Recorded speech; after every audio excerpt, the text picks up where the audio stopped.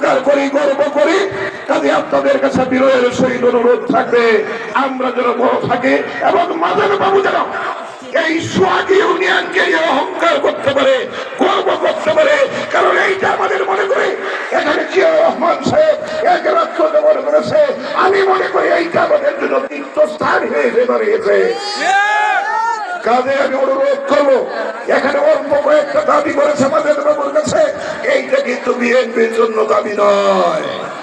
কারণ বিএনপি যদি ক্ষমতায় আল্লাহ পাক কবুল করে, এই সোহাগী শুধু জাতীয়করণ বলছেন কেন, এইখানে কলেজ হবে বড়, এখানে কলেজ হবে, বিশ্ববিদ্যালয়ের মতো জায়গা এখানে হতে পারে।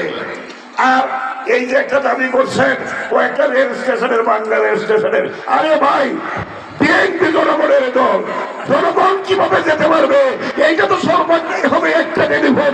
মাঝের বাবুরই যথেষ্ট, পরের দিন ইনশাল্লাহ এই স্টেশনগুলো চালু হয়ে যাবে ইনশাল্লাহ। কাজে দাবি করে নেওয়া যাবে না। নেতার কাছে কর্মীদের অনুরোধ থাকে আমাদেরকে দেখছেন, বালা সোহেল যদি দেখে তাহলে দুইটা চোখ যদি ঠিক থাকে সমস্যা হবে না। কাজে আপনাদের কাছে আমার অনুরোধ থাকবে, আপনারা যেমনি ভাবে আজকে দলে দলে পুরুষ, মহিলা, যুব, বৃদ্ধা সবাই এসে সমাবেশ করে উপস্থিত হয়েছেন, আপনাদের কাছে আমার বিনয়ের সহিত অনুরোধ থাকবে, মেহেরবানি করে আপনারা 12 তারিখে আর ভুল করেন না। আরেকটি কথা, এই যে মাদের কথা কইলাম, কাক দিব, কৃষক ভাইদের প্রতি অনুরোধ থাকবে। আমাদের দলের চেয়ারম্যান জনাব তারেক রহমান সাহেব প্রত্যেকটি কৃষককে কৃষি কার্ড করে দেবেন, কৃষি কার্ড করে দেবেন। সেই কৃষি কার্ডের মাধ্যমে আপনি সার পাবেন, বীজ পাবেন এবং একটি কৃষি কাজের যত ধরনের প্রয়োজনীয়তা আছে সব কিছু পাবেন। এবং এই কার্ড দেখিয়ে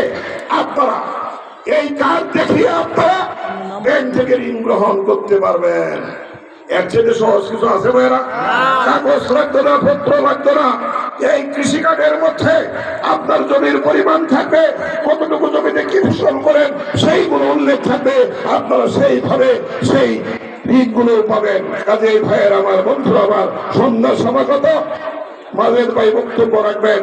তবে ওনার কাছে আমার অনুরোধ থাকবে, যেমনি ভাবে মানুষ আবেগ আপ্লুত হয়ে আপনাকে দেখার জন্য, কথা শোনার জন্য আপনার কাছে এসেছে, আপনি এদেরকে মাথায় তুলে রাখবেন এই প্রত্যাশা ব্যক্ত করে 12 তারিখে দানের শীর্ষ থেকে ভোট দেওয়ার জন্য আপনাদের অনুরোধ জানাচ্ছে। এবং মা জাতিদের প্রতি অনুরোধ থাকবে, আপনারা কষ্ট স্বীকার করে যেমনি ভাবে এই মাদের বাবুর প্রতি আন্তরিকতা দেখিয়েছেন, 12 তারিখের পরে তা প্রমাণ হবে।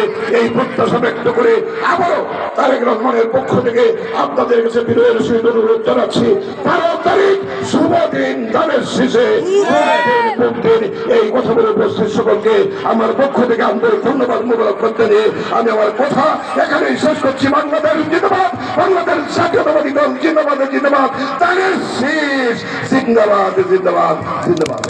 ধন্যবাদ।